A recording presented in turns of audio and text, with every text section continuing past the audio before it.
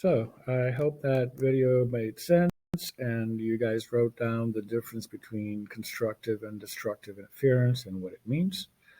Um, I'd like to go ahead and kind of just show you guys again. Here are some waves we're creating in water. And so you can see that the high points of the waves are denoted by the light blue lines, and the shallow parts of the part where it kind of goes dips in. Your troughs are indicated by the dark black lines.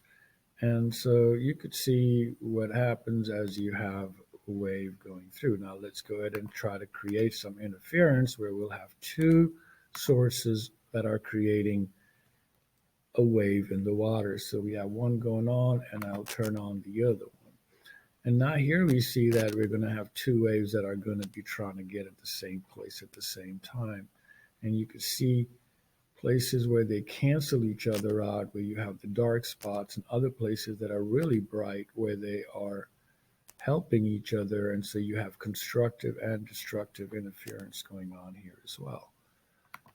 You could do the same thing with sound. That was with water waves. But so here's a sound wave, and then here's another.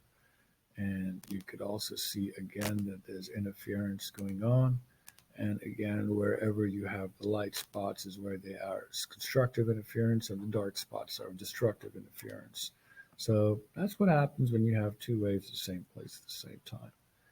I know we haven't talked about light really yet, but if you were to do the same thing with light, you would also have a similar thing. So basically, the thing to take from all of this is that all waves interfere, and when they interfere to help each other, we call that constructive interference. It kind of goes with the word helping to build up.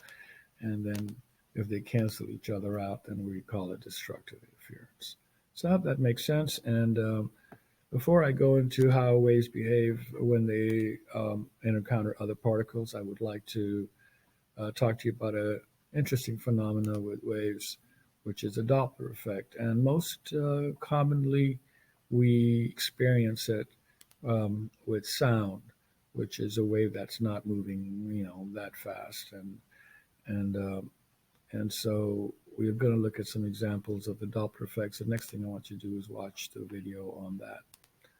All right, so we will check back with you guys